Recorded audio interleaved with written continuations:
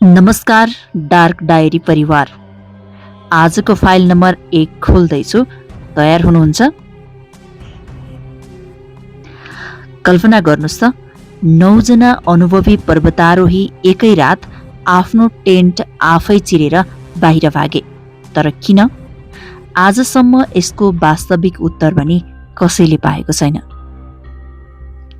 कुरा हो सन् 1959 रुसको उराल पर्वत। 9 जना अनुभवी पर्वतारोही साहसिक यात्रामा निस्किएका थिए। केही दिनपछि उनीहरू सम्पर्कविहीन भए। खोजी टोली पुग्दा टेन्टभित्रबाट चिरिएको थियो। उनीहरू चिसो मौसममा जुत्ता र न्यानो लुगा बिनै बाहिर भागेका थिए। केहीको मृत्यु चिसोले भएको थियो भने केहीमा गम्भीर चोटपटकहरू देखिएका थिए। वास्तवमा त्यहाँ त्यो रात के भयो भन्ने प्रश्न आज पनि पूर्ण रूपमा अनुत्तरित छ।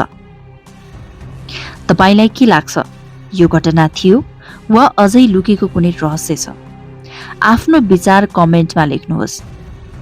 यस्तो अर्को वास्तविक रहस्यका लागि डार्क डायरीलाई फलो गर्न नबिर्सनुहोस्।